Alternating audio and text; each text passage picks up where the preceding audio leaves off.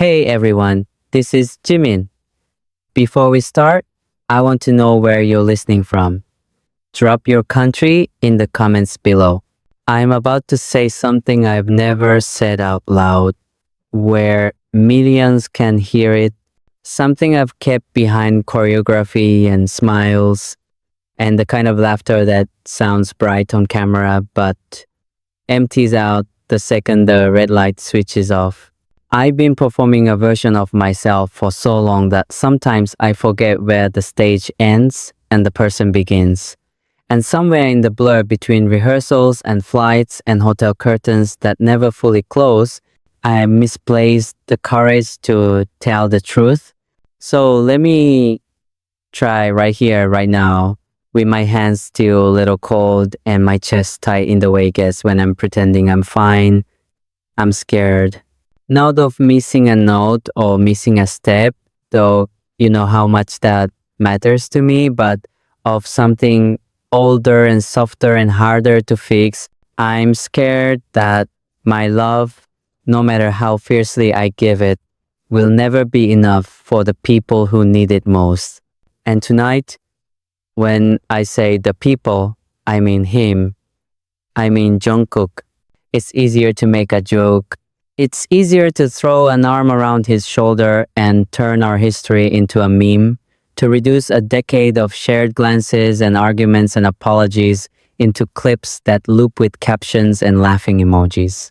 It's easier to be the older one who always knows what to say, the steady voice that hushes the noise, the hyung who taps the mic and turns a silence into a cheer. But the truth is, there have been nights, many nights, when I've watched Jungkook's back as he walked away from me, and every step sounded like a door closing on something I didn't know how to name. I remember the first time I realized this wasn't just about work or reputation or the rhythm of our lives. We were backstage, somewhere between strobe and sweat and the countdown in my earpiece. He was stretching, earbuds in, head lowered, in that focused way he gets when he's arguing with himself. I could see it in the set of his shoulders, in the way he refused to meet anyone's eyes. I say his name. He didn't look up. The track started in the arena, the bass shivering the walls, and for a second I thought, if I can't reach him here, where we are made for each other's timing, where will I ever reach him? He looked up then, not because of me, but because the music demanded him.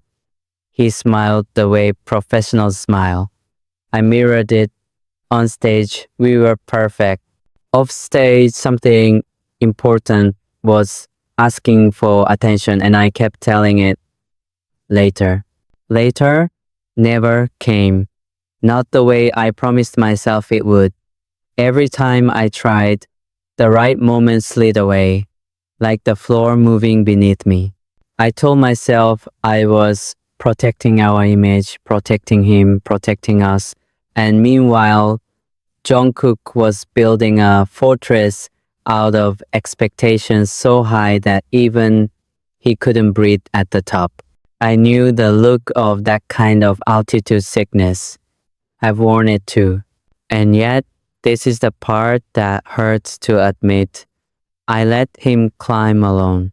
People see the clips where I tease him and the clips where he teases me, the way we orbit and crash and orbit again.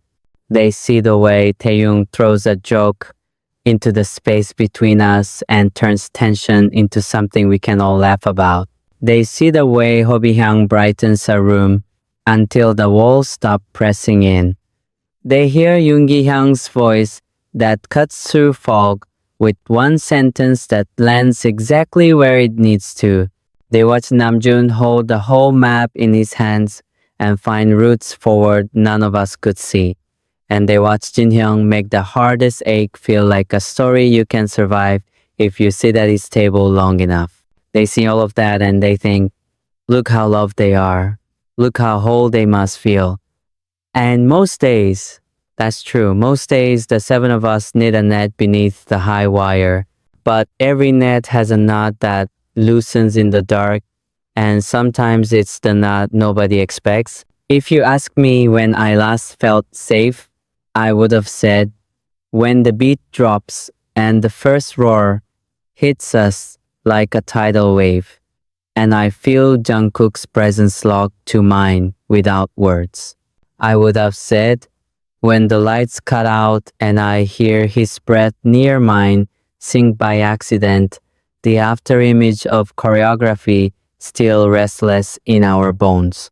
But safety shouldn't only exist where thousands are watching and we are at our most precise.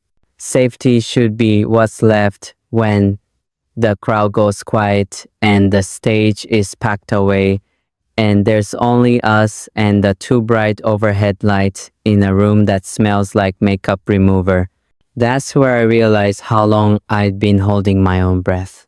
I'm embarrassed to say this, but I ask for permission to be human right now. I've been so afraid of being ordinary that I forgot the cost of pretending to be invincible. I worried that if I showed how much I care, you would think it's a bit a brand and angle. I worried that if I said how much he matters to me, it would be misunderstood or mishandled or turned into something less true than what it is. A bond that survived our worst days and made our best days worth the work. I worried that if I reached for him with my real hand instead of my stage hand, I would find a stranger. So I stayed where the lighting flatters. I laughed on cue. I accepted that the armor was easier to tour with than the beating heart underneath. I've watched Jungkook chase excellence like a man running at midnight with no shoes on, refusing to slow down because the ground might hurt more if he stops. I've seen him punish himself for not being superhuman.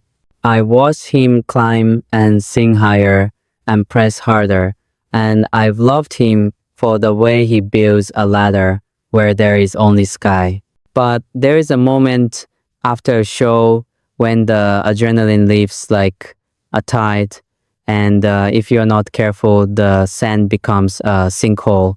I know this, and still, there were nights I let him walk past me with his eyes red and his jaw set, and told myself he needed space when really I was the one afraid to enter the room where truth was waiting without makeup. I want to tell you about an evening that keeps replaying. The hotel had beige walls and a mirror that made everything too sharp. He stood there with a towel around his neck, hair dripping, and he asked me if I ever felt like the applause was a language we learned so well that we forgot how to speak anything else. I told him it's normal to feel that way after a show. I said it like a doctor says, it's a common side effect. He nodded. He looked at me like I was far away, and then he smiled to save me. He always knows how to save other people. It's a skill and a wound. Later that night, I lay on the bed with my phone lighting my face and I typed a message I didn't send. Come here. Sit with me.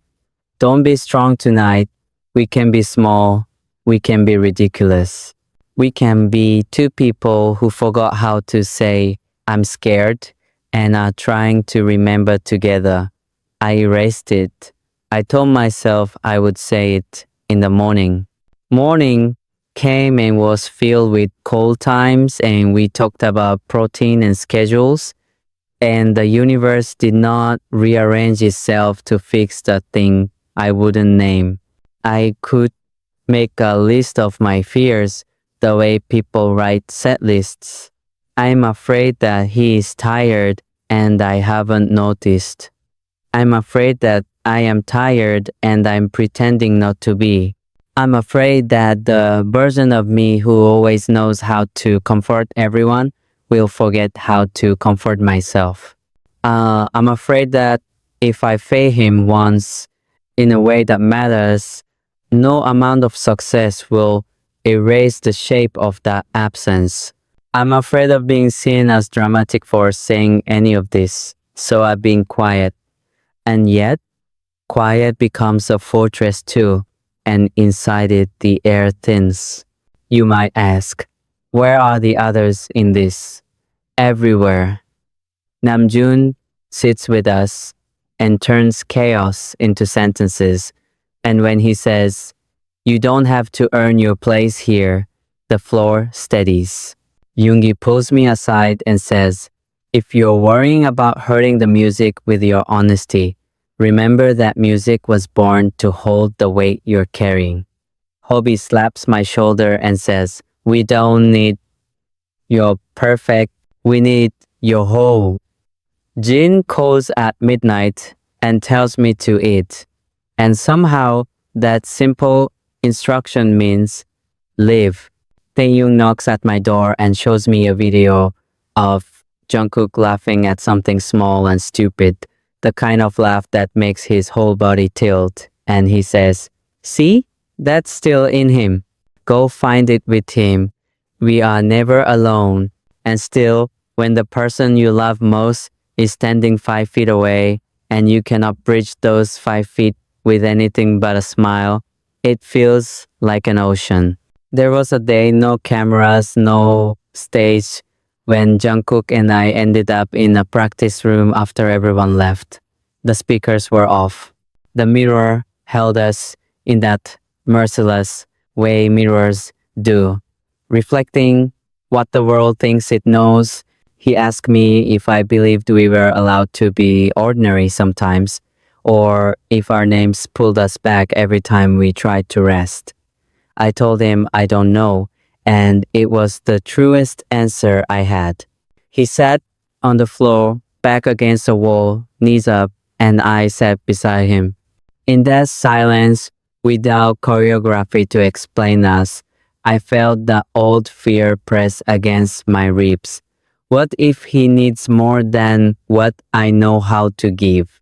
What if loving him means risking that I'll fail in public, that I'll speak clumsily, that I'll be misunderstood, that I'll be mocked for caring too much? He looked at me and said, you don't need to fix me, just sit. It was such a small instruction. It felt like a door opening into a room I thought I'd lost. Saturday, we didn't say anything wise. We just listened to the building settle around us. It was a rehearsal for something harder, telling the truth before it turns into a story that hurts both of us. I think about younger us, about the years when everything felt like a dare, and our bodies said yes without asking our hearts if they could keep up. I think about how we learned to hold each other up without making a ceremony of it. I think about the inside jokes that carried us across continents and the arguments that left us raw and the apologies that stitched us back stronger. I think about how Jungkook has been a mirror I'm still learning to look into without flinching. And I think about the nights when I chose to be impressive instead of present because impressive felt safer. If I could go back, I would tug on my own sleeve and say, he doesn't need your perfection, he needs you. So this is my confession. I have loved him with a performance more times than I have loved him with my full flawed self. I have waited for the right time to be honest, as if honesty is a sunrise you can schedule.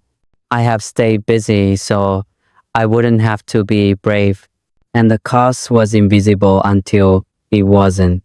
Until I found myself in a quiet kitchen at 4 in the morning, holding a glass of water like it was a microphone, practicing a sentence I was afraid to deliver. The sentence is simple. It's this: I'm here and I'm not going anywhere, even on the days when applause can't reach the places that ache. I'm here when the world misunderstands us and turns us into headlines that don't hold our weight. I'm here when you are angry at yourself for being human. I'm here when I am angry at myself for the same thing. I'm here when the set list is done and the room is too quiet and the armor is heavy and you don't know how to take it off without help. Let me help. Let me be clumsy. Let me be real. I know this might be read 1,000 different ways. I know how the internet makes shapes out of feelings and sells them back to you like souvenirs. I know how our names get carried on winds we didn't start, but I'm also learning that truth can survive misinterpretation if you keep breathing with it. The others know this. They've taught me to keep breathing when I want to apologize for existing. They've taught me that we don't have to earn each other every morning. They've taught me that the love we practice in the hard hours is the real kind, the kind that doesn't depend on perfect lighting.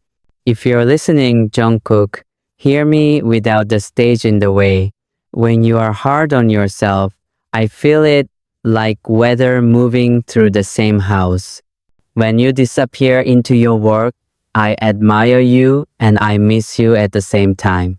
When you sit beside me and say nothing, something in me unclenches that no applause can reach. When we fight, it's because I want to be inside your weather, not left outside guessing. When I pull away, it's never because you're too much. It's because I'm afraid that if I touch the real thing, I won't know how to hold it without trembling. But I'm ready to tremble. I'm ready to be awkward and honest and to love you in the ways that don't trend.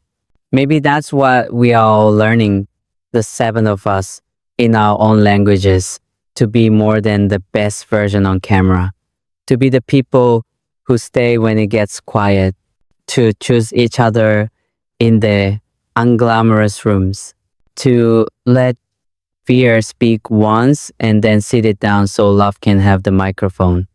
I can't promise I will always get this right. I can't promise I won't retreat into jokes or work or the safest smile I own. But I can promise I notice when I do and I come back. I can promise I'll ask better questions than, "Are you good?" I can promise I'll knock on your door even when I'm sure you're busy being stronger than you need to be. I can promise I'll tell you the small truth before it becomes a big distance. People always ask for advice, like it's a lyric they can memorize. I don't have advice tonight. I only have a hand I'm holding out, a chair I'm pulling close, a quiet I'm learning not to rush. If you're watching from anywhere in the world and you've performed yourself into exhaustion, if you've loved someone mostly with your best angles, if you've waited for the right moment to be real and the calendar never cleared, let this be your permission and mine. We are allowed to be messy, mid-sentence people who choose each other anyway. We are allowed to stop pretending we don't need what we need. We are allowed to be enough before we've done anything to prove it. And you, Jungkook, when the music ends and the hall empties and the night tells you stories about being alone, come find me in the least cinematic room we have. We'll sit on the floor and let the building settle. We'll be two people who forgot how to say I'm scared and are learning to say it in the same breath as I'm here. We'll be ordinary on purpose. We'll let ordinary heal us. We'll let the applause rest.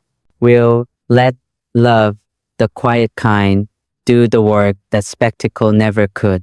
There's a hallway in my memory that smells like sweat and hairspray, lined with fly cases and taped down cables, where Jungkook and I learned how to pass each other without getting lost. We were younger, the world felt like a lens that never blinked, and every door we opened led to a brighter room that asked for more.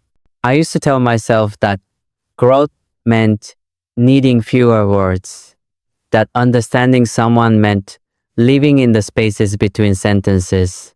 But lately, I realized silence can turn into a story of its own if you don't invite it to sit down and explain itself.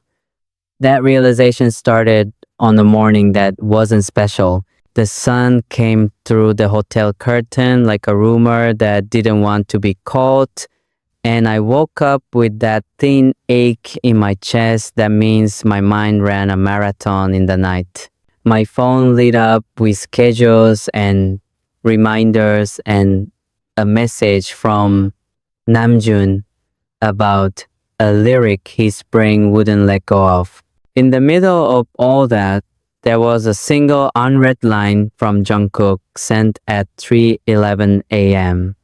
Just a location pin and the words "can't sleep." I stared at it too long, long enough for the guilt to turn into a script. I got up, put on a hoodie, and followed the pin. He was in the gym, lights half on, the air humming with machines that weren't moving. He had his hands wrapped like he was protecting something he couldn't name, and he was hitting the bag with that steady rhythm that tells me he's not trying to win, he's trying to breathe. I stood there for a few seconds, listening, counting with him the way I do on stage, in and out, contact and release. He noticed me, and the rhythm didn't break. He just tilted his head in my direction, like a porch light flicking on. I wanted to say 100 important things, and instead I said, "You're up early." He smirked the way he does when he forgives me for being ordinary. "Couldn't sleep," he said, and the bag swung between us like a metronome, measuring everything I haven't said. I've always believed love is a choreography you revise forever. In rehearsal rooms with mirrors that show your best and worst angles at once, I learned to move toward him and away from him with intention, to give space for his momentum and trust he'd do the same for mine. But the heart is messier than a stage, and the steps don't come with counts. He tossed me a pair of gloves, and the sound it made felt like an invitation to be clumsy.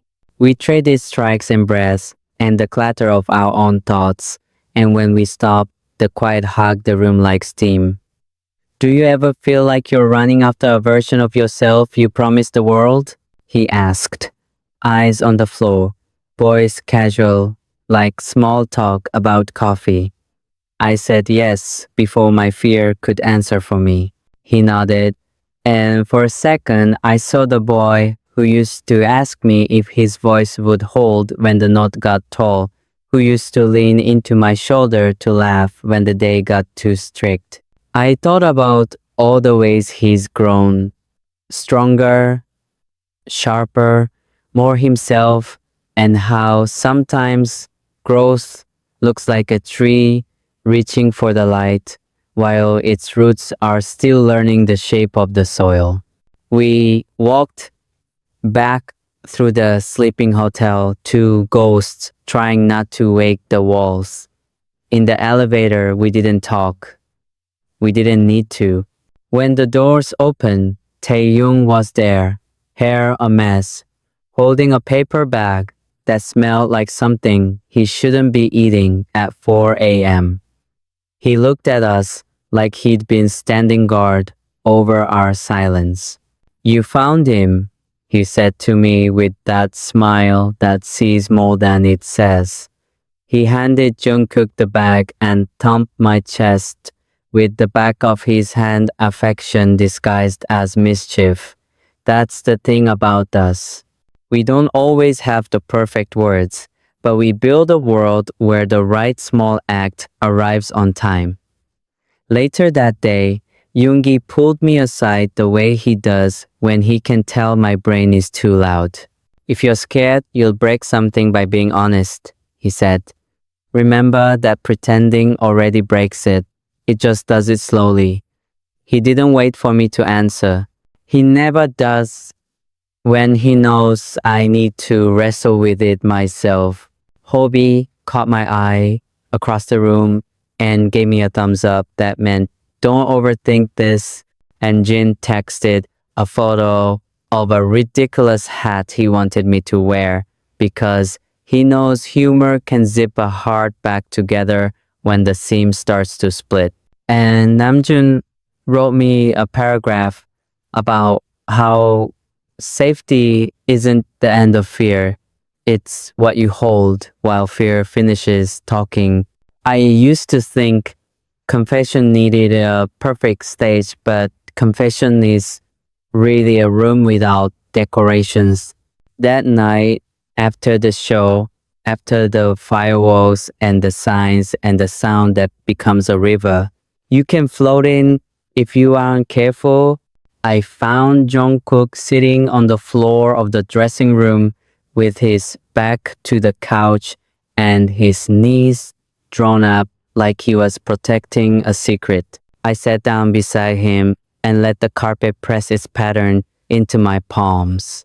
The mirror in front of us held 7 versions of us in it from the year we started until now, and for a second, I could hear all of them breathing. You remember the first time we missed a cue and somehow landed together anyway? I asked, and he laughed softly, cheeks folding into that memory like it was a warm jacket. We didn't miss it, he said. We chose each other faster than the count. I told him I wanted to start choosing him faster than my fear. I told him I was tired of choosing the safe sentence. I told him I wasn't coming to fix him because he's not broken and I'm not a mechanic. I was coming to be with him when the room got too quiet. I said it clumsily, like a dancer trying a step with new shoes. He didn't make me polish it.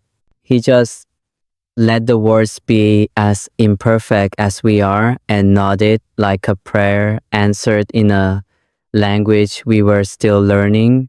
There's a story the internet likes to tell about us, edited to fit the width of a phone screen. It loves the high notes and the sharp turns and the moment we pretend to hate each other for a joke. It loves the fierce and the flawless. I love those things too. But if you ask me what I would keep when the applause gets tired, I would keep the scene where we are sitting on a studio floor, eating something we shouldn't, at an hour we promised to treat better, telling the truth in pieces until it becomes big enough to share the weight. I would keep the way he tilts his head when he's listening so hard the world pauses. I would keep the way Taeyoung's laughter can trick a storm into leaving. I would keep the way Hobie puts a hand on my spine when the hallway gets narrow.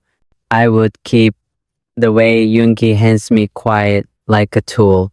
The way Namjoon redraws a map without letting anyone feel lost. The way Jin puts a bowl in my hands and says, eat, and somehow he means live. I would keep the mundane, because the mundane is where devotion proves itself. I don't know how to promise forever the way people on the outside want us to. Forever is a word that looks good on banners and scares me when the room is small. What I can promise is this. When Jungkook can't sleep, I'll get up, even if my fear tells me I'll say the wrong thing. When I can't sleep, I'll send the pin instead of swallowing the night.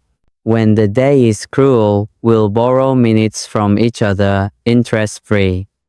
When the walk is heavy, we'll share the carry without turning it into a performance. When the rumors come, we'll remind each other that names are not cages.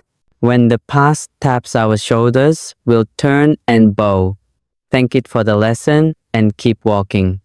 I can promise to ask better questions than, are you okay? I can ask, where does it hurt? And what would help right now?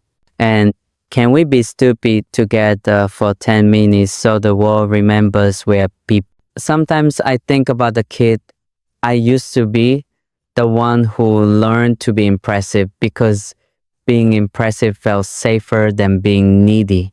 He'd be shocked to see me like this, saying ordinary words to a person who's seen me in every light a stage can offer, and asking that person to keep seeing me when the lights are off. But he'd be proud too, because this, I think, is the bravest choreography. Two people who refuse to let the silence become a script, who meet each other at 3:11 a.m. in empty gyms and crowded dressing rooms and wherever the heart gets loud, and choose faster than the count to stand closer than fear. And if the world wants to call that dramatic, let it. They never hear the quiet the way we do. They don't know how much love it takes to do the small thing at the right time. They don't know how heavy the armor gets when you've been told it's part of your uniform. They don't know how soft a room can become when someone says, "You don't need to be extraordinary for me to stay." We finished that day walking out into air that tasted like rain. Jungkook pulled his hood up. I didn't. I wanted to feel whatever the sky had to say. He nudged me with his shoulder and asked if I wanted to grab something to eat. And the way he asked told me we were both choosing the same direction. We didn't talk about the big things. We didn't have to. We talked about a song that won't leave his head and a video Taeyong sent that made no sense and somehow made perfect sense, and a joke Jin told that wasn't funny until 5 minutes later when it was the funniest thing in the world. We stood at a crosswalk waiting for the light to change, and I realized sometimes love is nothing but waiting together for something small to tell you it's time to move. The light turned, we crossed, and for once the count didn't matter. We arrived anyway. There's a certain sound the city makes before dawn, like it hasn't decided which version of itself to be yet. We slip into that sound after an overnight rehearsal, the kind that stretches the clock until it forgets its shape. My throat tasted like metal from singing too hard. My knees carried the memory of a jump I almost missed. Jungkook walked next to me, hood low, hands in pockets, the kind of quiet that used to mean he was somewhere far away and now sometimes means he's closer than he knows how to admit. A delivery bike rattled past. Somewhere, a gate rolled open like a sigh. He said, "Do you ever wish the day would wait until we're ready?" I said, "Every day." We didn't laugh. We weren't sad. We were just two people catching the city while it was soft enough to hold. Later, on the van ride back, the windows were black mirrors. The team chatted in low voices about call times and camera angles. I watched Jungkook's reflection flicker between streetlights. The driver moved like he knew every pothole by name. Hobby was scrolling, humming a riff that would be stuck in my head by the time we reached the hotel. Taeyong leaned into my shoulder just enough to say I'm here without making it a scene. Namjoon cracked a sunflower seed like an old habit and said without looking up, "No one has to win today." Yoongi answered, "Then let's try no one has to pretend."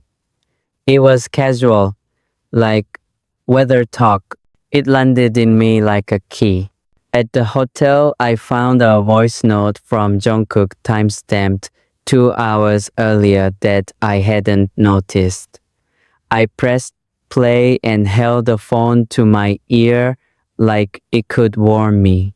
His voice was quiet, like he was standing in a hallway where sleeping people shouldn't be disturbed. He said, "What if we measured days by how honest we were, not how perfect?" He didn't ask me to reply.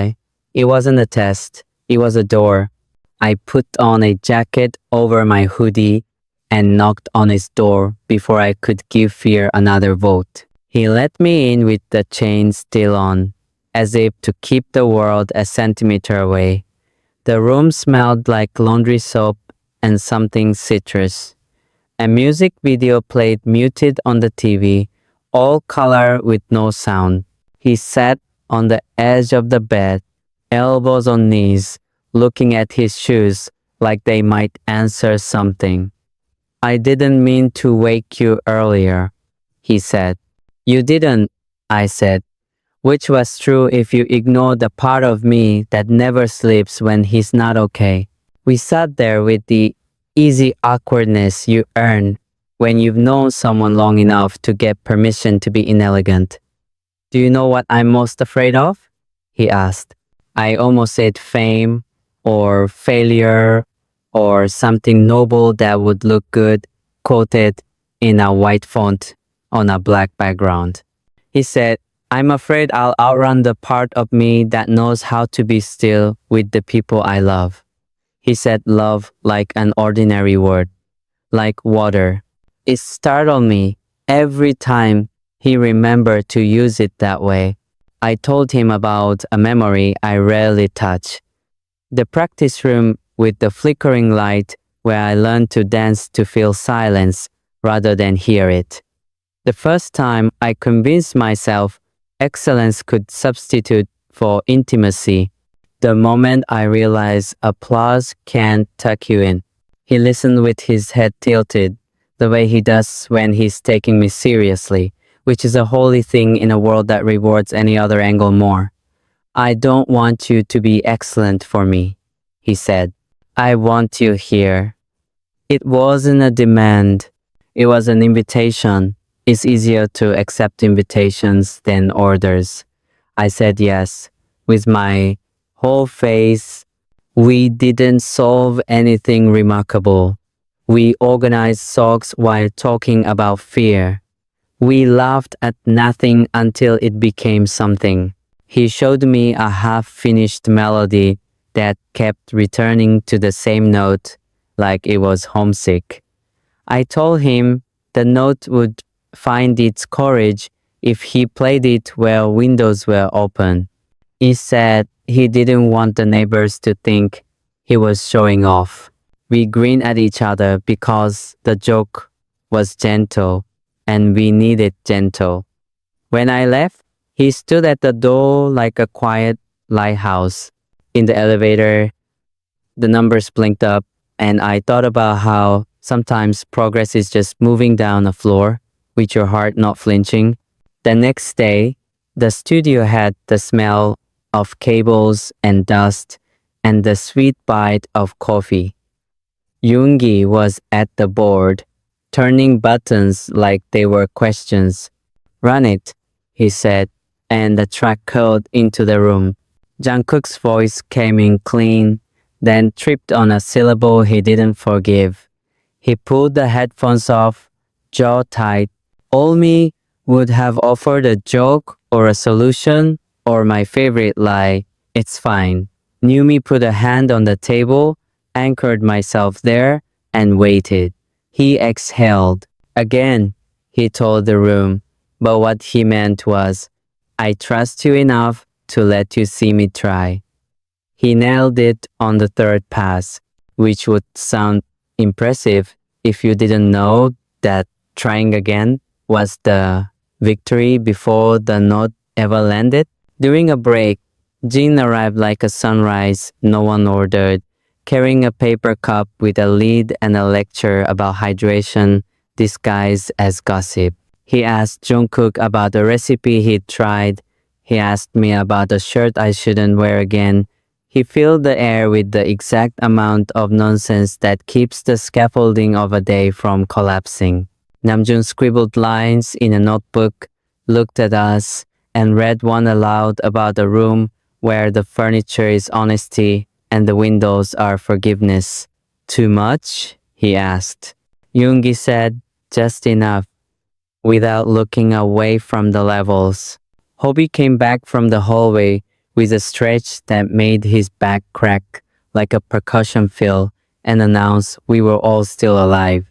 So therefore, relieved of any need to be dramatic, which was hilarious considering we were literally building 4 minutes designed to make strangers cry in their cars. After sundown, we rehearsed with mirrors. The track we'd chosen required breath to be counted like currency. I watched Jungkook in the reflection, how he trusts his body to remember what his mind can hold at once. Somewhere in the third round, the lights stuttered. For a beat, everything existed as silhouettes. I reached for him on instinct. He reached back. The lights steadied. We didn't let go right away. We choose each other faster than the count, I said, and he rolled his eyes to hide a smile, which is another way of saying, I heard you. A storm rolled in. The rain stamped its feet on the roof. Taeyong opened the window because he loves the sound of weather like it's an album no one can buy. He leaned his head into the wind and shouted a question, something ridiculous about whether the sky had opinions on our chorus, and the thunder answered in a voice that made us all 6 years old again. Hobie killed the overhead fluorescents and turned on a single lamp so the room looked like a secret. We dragged the speakers closer and rehearsed the soap parts in the dark, learning how to sing like we were trying not to wake a sleeping friend. Sometime after midnight, my phone vibrated with a message from a number labeled Doc on Call, courtesy of our managers and their care. It said simply, remember to hydrate and schedule 30 minutes with no inputs, no sound, no screens, no talk. Nervous systems aren't engines. I showed it to Jungkook. He smirked at the word nervous, then read it again and nodded like a student who finally respects the teacher. We put the phones face down. The room grew wider when the screens went black. 30 minutes, he said. No input, just us. We lay on the floor and listened to the building settle. Outside, a horn called and answered itself. Inside, our breathing found a shared pace without effort. I didn't try to be wise. He didn't try to be strong. We let the silence be a river instead of a wall.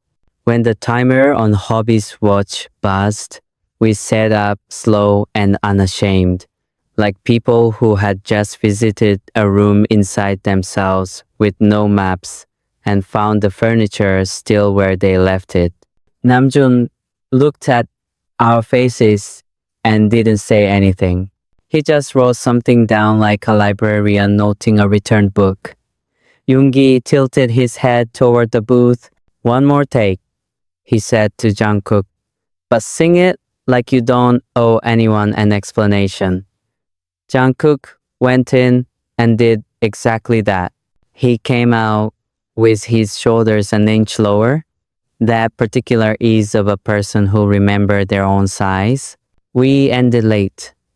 The hallway outside the studio was a thin vein of light and tired jokes. Taeyong filmed us for a second and then didn't post it.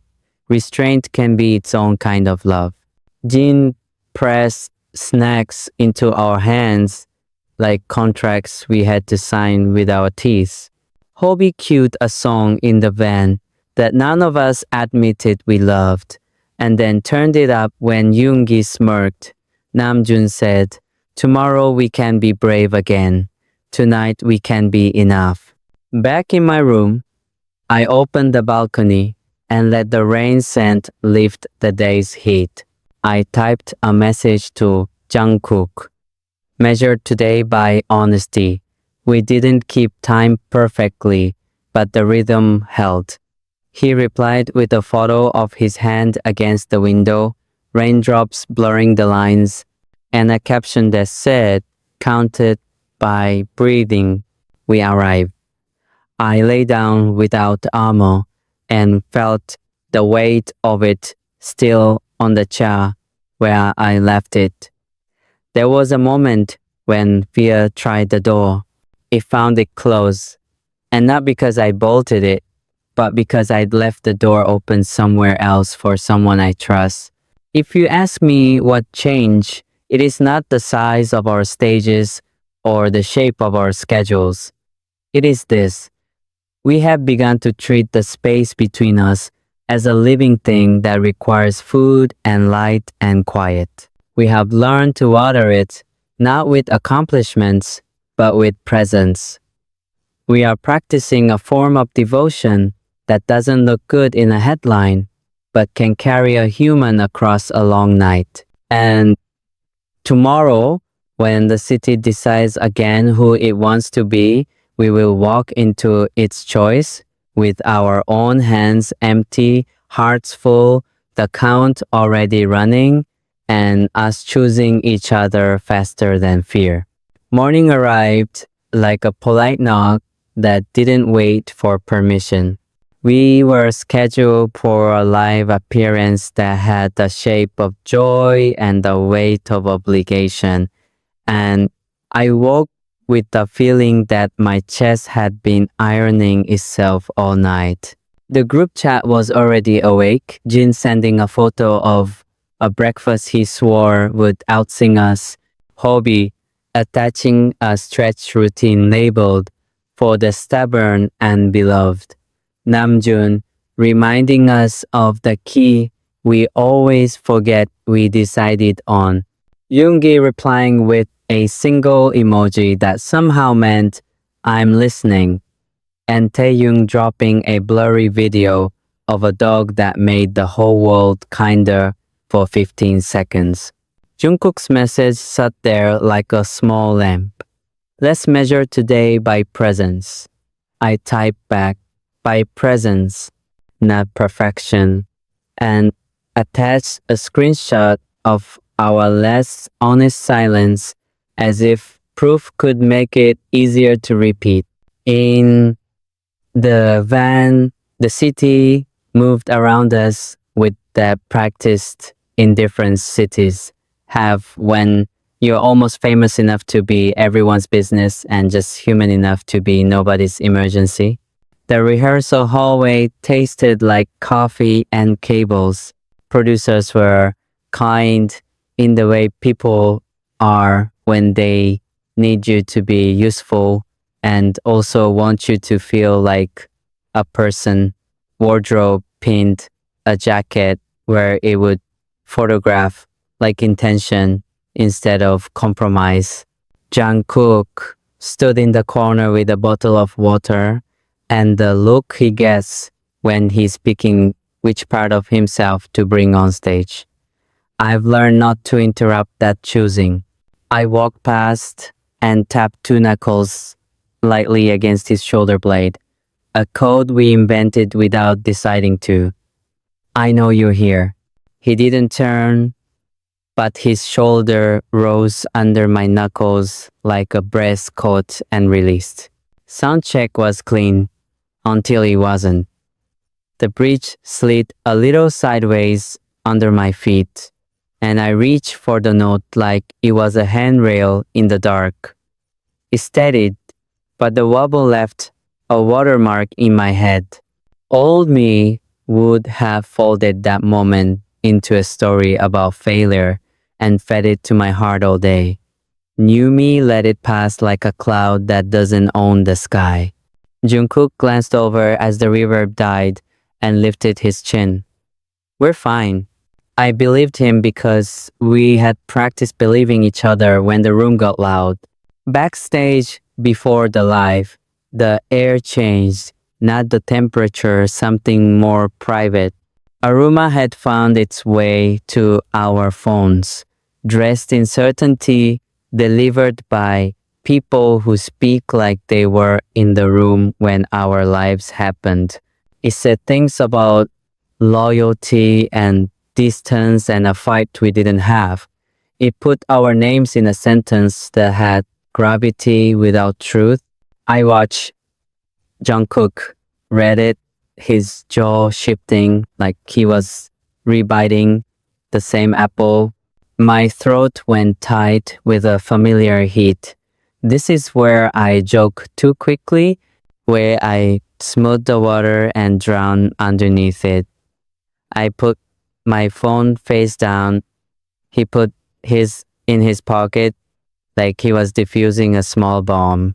We know what actually happened, I said, which was we were tired, we were quiet, we were careful, and we chose to rest rather than rehearse an argument for an audience we didn't invite. He nodded, but the tremor, the human one, stayed. Taeyong stepped between us with a paper cup and a story so ridiculous it forced us to stand in the present. Hobie announced a 3-minute dance we were absolutely not going to perform, then performed it anyway until we were laughing at a volume the rumors couldn't match. Jin told Jungkook the rumor used a photo where his hair looked incredible, which is a form of guerrilla kindness. Yoongi said, if a sentence doesn't come from your mouth, it doesn't belong to you. Namjoon added, truth can survive silence if the silence is honest. I breathed. The countdown began. We went on air and did the impossible thing we were born into. Being precise and porous at once. Jungkook's voice held like a bridge that finally believes the river won't run away. I felt my own body remember the step at the exact second before my brain could panic about it. When the camera cut wide, I let my eyes find him. He didn't look back, didn't need to. Sometimes love is trusting the other person to feel the glance. After the dressing room door closed like punctuation, the applause stayed behind it. Quiet introduced itself again. I turned toward Jungkook and, for once, let the clumsy sentence go first. The rumor hit me, I said. Not because I believed it, because I don't like when strangers decide the distance between us. He leaned back, legs long, ankle resting on knee. Me too, he said, voice low. Not because it's true, because it makes the space smaller than it is. Our space is big. It needs room. I sat beside him and stared at the same point on the opposite wall. Let's keep it big, I said, even if it means people think we're complicated. He smiled without showing teeth, which is how he says yes when words would make it smaller. We had a few hours free. Free is a strange word when every minute costs something. The team scattered to their corners of rest. We slipped out with masks and the kind of hats that make you look like everyone else until you stand exactly the way you always stand. We found a park with benches that remembered old men and mornings, and Saturday, we put our phones down. We let the world walk around us without knowing it was doing something important for us just by leaving us alone. After 10 minutes of pretending we weren't going to say anything meaningful, Jungkook asked, when you were younger, who taught you to be brave? I said the first true answer that arrived. Fear, I said. And then you. He laughed and shook his head like he didn't want the weight of that and then took it anyway. We mapped a small courage plan right there using nothing but air and intention. We'd ask one truer question a day. We'd give one smaller performance and one larger presence. We'd keep 30 minutes for no inputs, even when the day begged us to scroll. We'd send a location pin instead of a summary of our feelings. We'd practice saying, I don't know, and letting the answer arrive without being hunted. We treat rumors like weather, prepare if needed, ignore if passing, cancel the picnic if it's thunder, but never blame the sky for being the sky. The next week stretched us sideways. Studio days bled into rehearsal nights. A camera followed where we hadn't expected one, and the internet interpreted a glance like scripture. I felt the old armor call my name.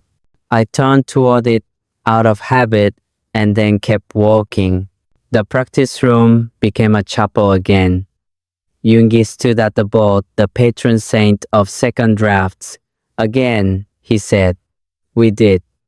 Again, he said, softer. We did.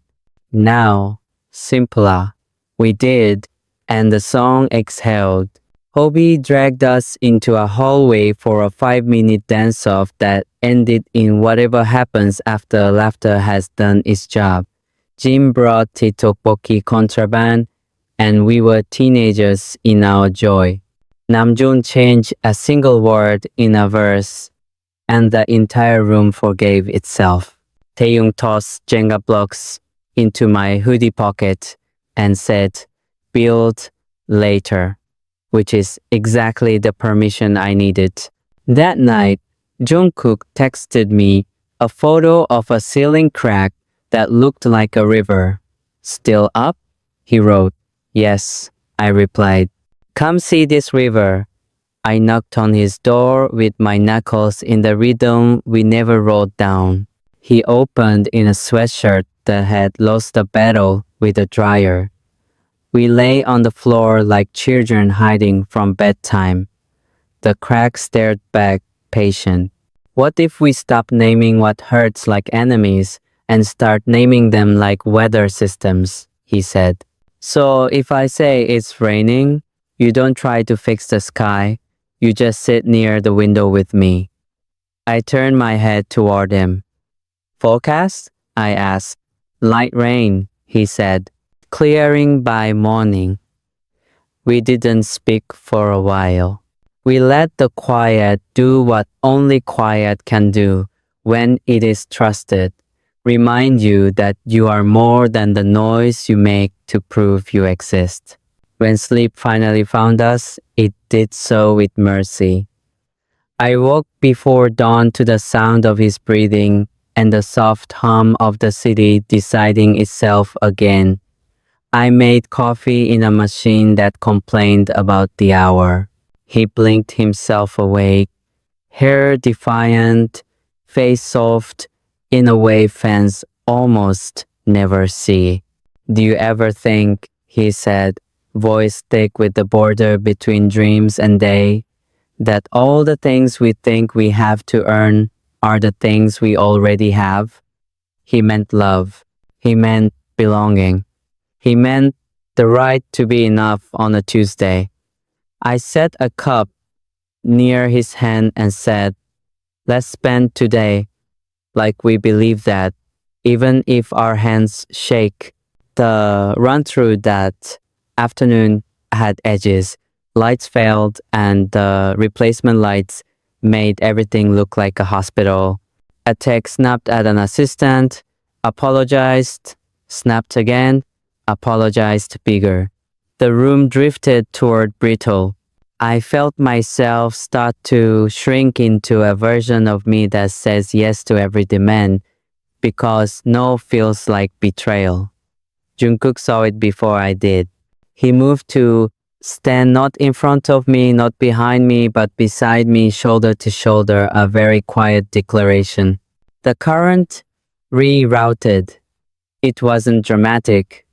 No song swelled, but the day changed settings, and the people closest to us adjusted without being told. Some kinds of leadership don't photograph. They just keep the room from breaking. When it was time to record the final pass, Yoongi clicked the talkback and said, Cook, sing it like you're sending a voice note to one person. Then he looked at me through the glass and mouthed, stay. It sounded like instruction and blessing. Jungkook sang it the way he breathes when he thinks no one is grading him. A note in the chorus found a new softness that felt like a hand on a familiar doorknob. I stood there and let my ribs widen around the beat. In the reflection of the glass, I could see the seven of us, even when only two were inside the frame. That's one of the miracles I don't argue with anymore. How presence can multiply when you stop counting. We finished late enough that the city had traded its noise for whispers. Outside, the air was the kind that makes you believe in second chances. Taeyong filmed our shoes for 6 seconds and said he was documenting evidence of arrival, which is a phrase only he could invent and make true. Jin declared himself the custodian of all our bedtimes and herded us toward rest with jokes that doubled as orders. Hobby leaned into the van and said, "Tomorrow we chase nothing, we let the day catch us." Namjoon closed his notebook with the sound of a small door finding its frame. Yoongi turned off the last light and said, "Enough." In my room, I opened the balcony, let the city's cool breath touch the bruised parts of the day. I sent Jungkook a message without preface. "Forecast check." He replied with a photo of a dry sidewalk and a single word, "clearing." I put my phone face down, felt the pull of the old armor, and chose, again, not to wear it. I lay there and practiced a different victory, falling asleep without rehearsing how to be better tomorrow. In the seconds before the dark gathered, I heard the faintest laugh from the room next door, like a coin dropped in a jar we keep on the counter for proof that joy still visits unannounced. If you ask me what this chapter will look like when the internet edits it, I can guess. A stitch moment, a rumor, a chorus everyone thinks they understand. But if you ask me what it felt like from inside my body, it was this. The rumor passed like weather. The chorus settled like a chair finally pulled up to the table. The boy I love most in this loud world kept choosing to be a person with me in rooms that didn't ask for it. The six others kept holding the perimeter so the middle could be tender. And me, I kept learning to choose him faster than the count, to speak before silence writes a script I don't believe in, to sit at 3:11 a.m. with the person I am when the lights are off, and make room beside that person for Jungkook, for the ones who know us, for the ordinary that saves us quietly over and over like a soft door closing on time. The day started with the kind of sky that refuses to commit low clouds, a shy sun, air that felt undecided.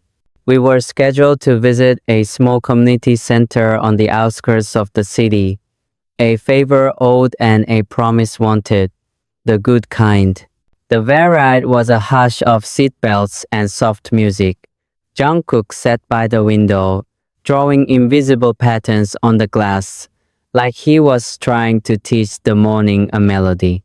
I watched his reflection more than the road, the way I do when I'm measuring what kind of silence he's carrying. There are the silences that mean rest, and the silences that mean a storm memorizing the coastline. Today was coastline. The center used to be a warehouse. Now it was painted in a color that believed in children. Murals of clumsy stars climbed the walls. A handful of volunteers waited with the particular happiness of people who still choose to be hopeful after a long week. Hobie was first out of the van, of course, greeting everyone with a laugh that steadied the room. Jin followed, carrying a box like it weighed more than it did, because he likes to make generosity look impressive, even when it's simple. Taeyong drifted to a corner where a keyboard leaned against a wall, touching a few keys as if to introduce himself to the instrument before speaking to anyone else. Namjoon tucked the schedule into his back pocket like a map he prefers to improvise with. Yoongi found the sound system and made it behave in under 2 minutes without announcing he'd done a miracle. And Jungkook, he set his palms on the reception desk and closed his eyes the way he does when he asks himself to soften. A girl in a purple hoodie hovered near the doorway, 12 maybe, serious in the way some kids are when they've learned too early to keep their joy quiet. She had a sketchbook tucked under her arm like a shield. Jungkook noticed her. Of course he did, because kindness is his muscle memory. He crouched to her eye level and didn't ask to see the sketchbook, just asked if she was an artist. Said it like a fact that included her whether she agreed or not. She blinked, then nodded a fraction. What do you draw when the day is loud? He asked. Rooms, she said, with doors that open. He glanced back at me like the universe had just underlined something. Me too, he told her, and the way she smiled, small, quick, private, felt like a sunrise choosing one window. We sang a little, not a concert, just songs shaped to fit the room that had learned to hold second chances. I watched Jungkook's voice make decisions only he knows how to make. He didn't go big, he went through. It's my favorite way he sings. Between songs, I talk nonsense the way I do when I'm trying to make courage look casual. Jin handed out snacks like blessings. Hobie taught a two-step to whoever's feet were willing. Taeyong coaxed a shy boy into pressing one key on the keyboard and then convinced him it was a chord. Namjoon sat with a volunteer who needed someone to listen to a story with an ending that kept moving. Yoongi recorded ambient room sound for later, which usually means for healing. When the crowd thinned and the volunteers pretended to be busy so we could breathe, I found Jungkook in a storage alcove sitting on a stack of foam mats like a prince banished to a soft throne. His elbows were on his knees, head tipped back, eyes closed. The hallway hum of fluorescent lights rode a thin line through the air. Forecast? I asked. He opened his eyes and thought about it for a second. Patchy, he said, and it made me want to laugh and ache at the same time. I sat beside him, shoulder to shoulder. We didn't talk for a minute because quiet is a language and we're finally learning the grammar. I saw myself in that kid, he said finally. The room with the doors. I keep building them. I don't always open them. I said I knew. I told him I've spent years perfecting the way I knock on doors in case the person inside doesn't like visitors. He smiled a little. What if we agree to open one door we usually pass every day? He asked. It sounded like a dare you give someone you love because you want them to meet their life in a kinder room. Deal, I said, and we tapped our knuckles like a tiny ceremony that didn't ask the sky for permission. We drove back through a city that had decided to be bright after all. The river wore the light like a new shirt. Taeyong showed me a photo he'd taken of a mural. Two figures holding a red thread over a bridge. Evidence of arrival, he said, because he won't retire that phrase and, honestly, he shouldn't. Namjoon read a line he'd written on a napkin about small rooms that teach large truths. Yoongi made fun of him for writing on a napkin and then folded the napkin into a square, like something he'd keep. Hobie fell asleep with his mouth barely open, which is courage of a different kind. Jin argued with the navigation app and let it win because he's generous with everything, including technology. That evening, we were due at a rehearsal studio with too many mirrors, the kind of place that multiplies you until you forget which version is the one you meant to bring. The track we were working on asked for a tenderness that's expensive to maintain. First run, I was too careful. Second run, I tried to compensate and trip over intention. Third run, I glanced at Jungkook, watched his chest rise in that slow count of 4 that he uses when he's telling the body it can trust the room. I followed his breath instead of my fear. The choreographer called cut and told us to take 5, which is dancer for try again, but with a kinder floor. In the corner, the rumor machine had found new fuel. Someone had clipped our afternoon into a story we didn't recognize and titled it like they owned the angle. The assistive cruelty of strangers is a weather system we've learned to predict but not always avoid. I felt the old armor reach for me like a coat you wear without thinking. I stood up and didn't put it on. Jungkook's phone buzzed. He flipped it over without reading. He looked at me, just long enough. That look is a bridge. I crossed. We moved to the small practice room next door. No mirrors, scuff floor, a single speaker that wheezed if you asked it for bass. Perfect. I hit play. We danced the soft version, the one we never post. His hand found my wrist in the transition where we usually aim for symmetry. And we let it be asymmetrical on purpose. Proof that presence can be a better shape than precision. When the music cut, we were breathing like people who'd remembered their names after using nicknames for a year. He said, "Thank you," and I almost asked for what, but the question would have made the thanks smaller. On our way out, a security guard I've never seen before stopped us. He was older, gentle in the way of people who've learned patience from years of watching doors and choices. "There was a clip today," he said carefully. "Made you look like you weren't kind to each other." We nodded. He continued, "I watched the long version. That's the problem with short things. They can't hold your hands." His words landed somewhere soft in me. "Thank you for watching the long version," I said, and meant of the video of us, of all the days that don't trend. Night pressed its forehead to the city. Back at the hotel, the air felt like paper you could write on.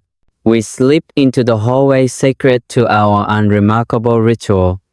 Vending machine, ice bucket, the domestic choreography of making ordinary moments feel intentional. Taeyang knocked on our door just once and left a stack of Polaroids on the floor. Feet, hands, blurred smiles, a tilted sky. On the top he'd written, "People misread the sky when they're inside. Go outside." Jin texted a photo of a stew that looked like a lecture and tasted like forgiveness. Hobie sent a playlist that started with a song that made us both snort and then feel better than we wanted to admit. Namjoon forwarded an article about nervous systems with the subject line, "You are allowed to be mammals."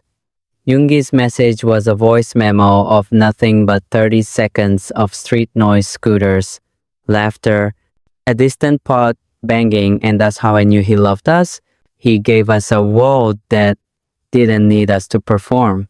I stood by the window with my forehead against the glass while Jungkook sat on the floor, back to the dresser, legs long. We let 10 minutes pass without naming them. Then I said, door. He said, which one? I said, the one where I pretend I'm not scared of confusing people by being too honest about us. He nodded like he'd already opened that door on his side. Okay, he said, and looked at me with his whole face. Start small, he added, and it saved me from trying to be profound. So I told him simple truths. I said I get tired of being composed. I said I want to be chosen for the person I am at 412 a.m. when the world is not impressed. I said it scares me that our tenderness is so often edited into diagrams for strangers. I said I sometimes treat my love like a secret I'm protecting from the wind when maybe it's a candle meant to be seen so someone else can find their way. He listened the way he always listens when I stop being elegant. When I was done, he didn't crown the moment with a speech. He lifted his hand. I crossed the room and put my palm against his, a small, unphotogenic ritual. Measured by honesty, he said, smiling just enough. We're on time. We slept easy, which is its own headline. Dawn arrived undecided again. I didn't mind. Before our day began, I typed a message I never would have sent a year ago. If the weather turns, pin me. A second later, my phone buzzed with a location on a map that we both knew by heart. The studio with the broken lamp in the corner, the one that makes shadows look like company. Already there, he wrote. I grabbed a hoodie and left the armor on the chair. Some mornings you choose the long version before anyone can shorten it for you. Some mornings the door opens from both sides at once.